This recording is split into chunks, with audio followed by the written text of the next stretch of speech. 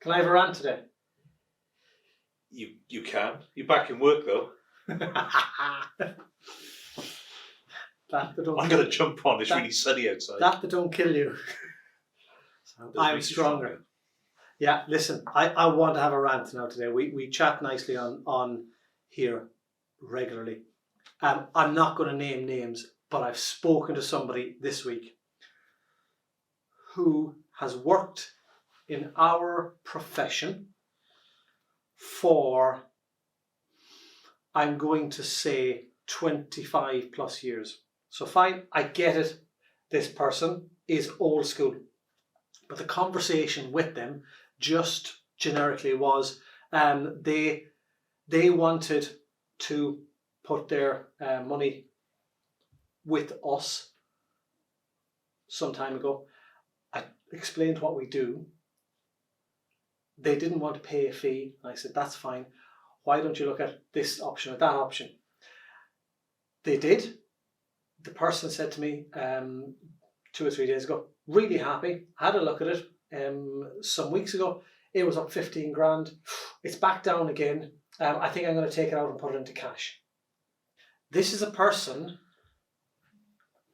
does the job that we do, and I believe hasn't got a bloody clue how to plan and is trying to time the market, make decisions on emotions and the now, and not look at the long-term effect. And it just hit a massive chord of me this week that there probably is lots and lots and lots of people that do the same job as us, that think like that.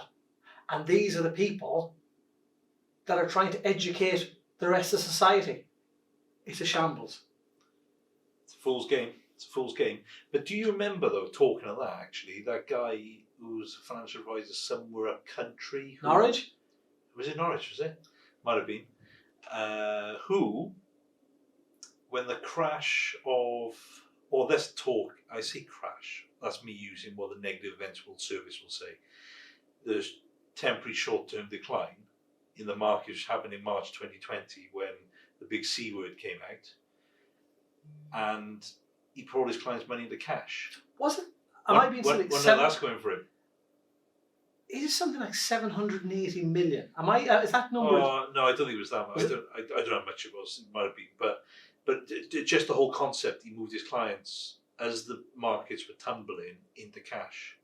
Now, bear in mind, 3 months later, the markets recovered back to where they were, and more, and have been extremely strong since. All right, we're in a bit of a down. It was the anniversary the other day. We're in a bit of a short term. Because somebody on social media took a screenshot and went, how's it going?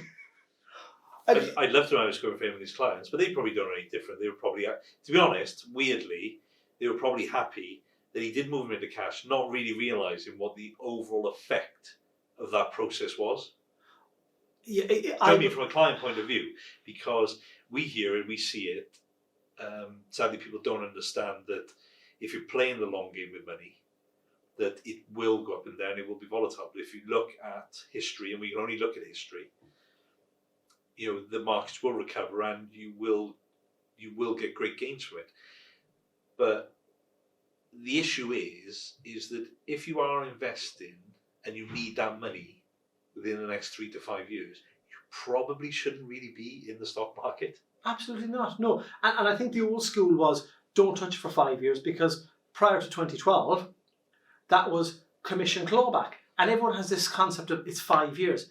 It technically is. I'd even go further, saying it might even be 6 years. And I know we can get a screenshot up now between us. There is a graph that shows the spread of things between 1 year, 5 years, 10 years, and between 1924 and 2020, what what you can lose out on, and anything that's cumulative over a 10-year period has never lost over that period of time. So as long as you are looking at the longer term, you will not lose. History has shown that. But stop basing things on emotion, and when shit hits the fan, you pull out your money out. You're not going to do things short term. Yeah, as long as you're in a well-diversified portfolio, with the right asset allocation for your relevant type of risk and so on and so forth, over the long term, you're not going to lose out. No, you're not going to lose out. No. But stop trying to time things. Stop trying to make a quick buck, as they say. Find out what you want to do. Find out what's important to you. Find out your values. Plan for the future. Save and invest. And we can come on to all of that talk about words, how savings is brutal. Investing is the way forward. Stop listening to others talk crap. Stop listening to even financial advisors talking crap. When you get something done by somebody that does it correctly, it was set up specifically for you. Your plan was made specifically for you. If nothing has changed in your life, stop listening to all the crap that's going on in the world. Leave it alone. Sit on your hands and forget about it and enjoy life. Go and drink your coffees, eat your tea, meet up with your friends, whatever you want to do. But stop looking at the bloody app that you have that says that you're up 3% today, you're down 5%. You don't look at the value of your house every day. Stop looking at the value of your longer term future you, because that's all you're doing is saving money so you can take your own money out of a pension, an ISA, a bond, whatever it is, in the future. Nothing's bloody changed now. Leave it alone. Stop looking. Don't follow everyone else. Rant over. Yeah, but no, it's true. And you said at the beginning, everyone's after that quick win. There's no such thing. There isn't. And if you do get it, it is 99.99% luck. I mean, like I still don't believe in this whole trading thing which is out there. I mean, all these people saying, all these trading companies, like you don't hear these trading companies at the moment. They've all gone a bit quiet, haven't they now? Because the market's on a ruffled ride, and it's easy to trade in an upgoing market. It's not easy to trade in a downgoing market. Let's talk about that further next week, because that's a rant in itself. Oh yeah, that is. But I think so many people are just after quick wins. Now, if you can't afford to be investing, and you can't afford any volatility in your money, you shouldn't be investing. If you can't afford to wear the fact that we are in a time of decline at the moment, but it is short term and it is temporary. It will come round because there's so much going on in the world at the moment that it is affecting the markets. I mean, the cost of oil, what's going on in Russia and so on and so forth, it is going to affect it. But it will come back. If you look at history, and like I keep repeating, history is the only thing we can use as a guide, because we don't have a crystal ball. Albeit, some of these traders, there is one over there. It doesn't work though. And that is used actually to explain that we don't have a crystal ball. But albeit these people who sell these trading courses and so on and so forth make out that they do have a crystal ball. But I'm calling BS on that. And I'm happy to call BS on that. Because all they're doing is taking a percentage of your money to cover their fees, their costs. Actually, most of your money is not invested. I think there are a few of these courses knocking around at the moment where actually only about 25-30% of your money you invest in what you think you're investing in actually goes towards the investment. The rest is just lining people's pocket in what I've been inclined to say is probably a pyramid stroke Ponzi scheme. And they'll all fall apart at some point. They all will kind of come out. But that's just on a separate kind of point now. We will cover that in a separate podcast and YouTube video. I'm still flabbergasted by the person that we chatted about. It just beggars belief that somebody that's worked in a field of finance for over, nearly a quarter of a decade or more still doesn't grasp the concept of planning for the future. We're all living longer. We're all going to be potentially on this planet for 8 to 9 decades. Our bodies are not strong enough for us to work all of that time. And so there will be a period of time when we will have to stop working. And while we are working now, stop living on all of our money that we're earning now and squirrel some of it away so that the future you can enjoy more time with family, friends, loved ones, doing what you want in 2, 3, 4 decades plus. if you're doing something to help you in your 60s and you're only 30 now, don't bloody worry about ups and downs. Just keep saving, saving, saving. And the fool will be the one that starts pulling it out, because somebody will buy that share or unit when it's going down, knowing that it will prop up. And if there was a sale on Boxing Day, people used to queue up for hours and hours to get a sale. That's all that a share is when it's going down. If you have money and it's going down and your plan is for a long-term thing, maybe 10 years plus, put more in if you can afford it. And it doesn't impact on your current lifestyle. It's not rocket science. You have to check your blood pressure after this. I know.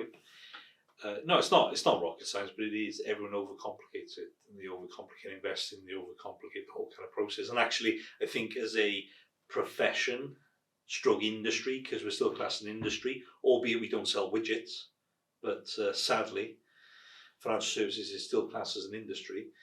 We are our own worst enemies, because there are people out there doing telling their clients exactly what they shouldn't be doing, because they don't understand it.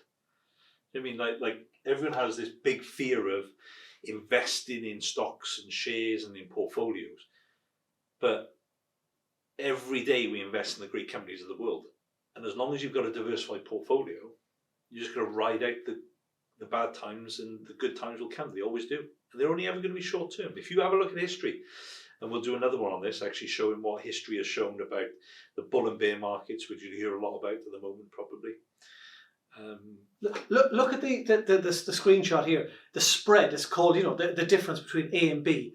How big that is on short term. 1 year, it can have massive swings, and it's showing as red. You look at the longer term times, the 10, the 15, 20 years, and that's what you're investing for. The spreads are all green. They're all positive. There's not a minus in it. And that's what people have to just, I think, start to understand, that all of the stuff that people do is only for themselves. It's either the short-term pain now of saving, investing, whatever you call it, regularly, and the older you get, the more you're going to have to go in, because the eighth wonder of the world, compound interest, helps from a young age.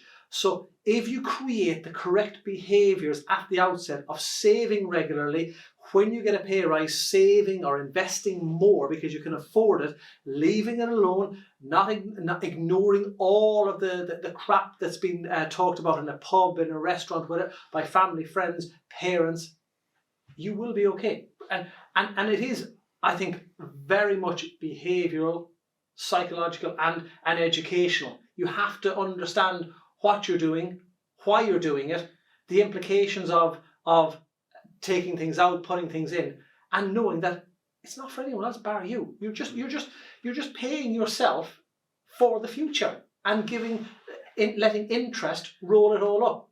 It's all your money. You're paying yourself. It's very, very simple. Yeah, because you're going to be a long time retired. Do you know what I mean? So some people want to retire in the mid-50s, and they start putting money aside for it in their late 40s. The problem they have then is that if they retire in the mid-50s, there's a good chance they're going to be retired as long as they've been working. Or longer. Yes, absolutely. Or longer. Yeah. Do you know what I mean? If you started work when you were 20 and you're retiring at 55, do you know what I mean? You've been working 35 years, but there's a good chance you're going to live till you're 90. Yeah, we have a big thing behind one of the doors there. Your life, and it's I think it's 0 to 100. It's 4,000 weeks, and if you start colouring in the weeks of when you're in school, primary school, and all of these things, uni, gap year, and then you start working, and then you finish at 55. That the amount of weeks in there that you are working is very minute. Yeah, no, you're right. I think there's this huge need for education out there at the moment, across the board, and there's education needed for other financial advisors, financial planners out there to be getting the right message across. I generally think people don't really understand it, and actually don't care, because all they've ever done is like a sausage factory, load it in, it comes out the other end, and not actually worry about the real effects. That's got to change. Here's how 12 to 15 years ago, a conversation would go, I've just got £100,000 I'd like to invest. What can I get back? Oh, you can probably get a good 8% per year. Okay, I'll invest that. Okay, there you go. There's my fee. You're not paying for it. Don't worry. The company will pay us. Granted, they'll add an extra percentage onto your thing, but I'll get paid for that. Don't you worry. That's all okay. Let's have a review. It's made 3% this year. It's made 5%. It's gone down by 2%. That was financial advice. Still is for a lot of people. Where did you get the money? How important is it to you? What do you want to do with it in the future? Have you any debt? Is there any high costing debt? Maybe loads and loads and loads of questions. What are you saving for? They never ask people what you're saving for. What are you going to use this £100,000 for? Not let's just stick it into a bond because that was easy. Because 101% allocation. 107%. 100% allocation. The 7% was effectively the commission, wasn't it? And that's a joke. That's another subject on its own. The world of finance. Sorry, the world as we know has changed since March 2020. But the world of finance, for a lot of people that are trading as financial advisors within, or financial planners within the UK, have not changed. They still don't understand the fundamentals of planning.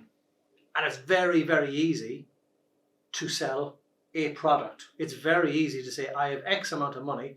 Well, we can fudge it into an ISA.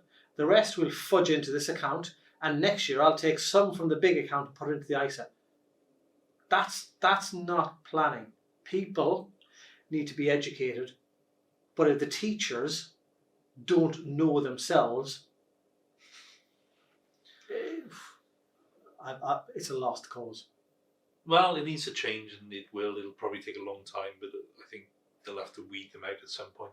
The teachers need to be taught, and by that I mean the advisors themselves. Yeah. End of rant. I'm not going to say any more now.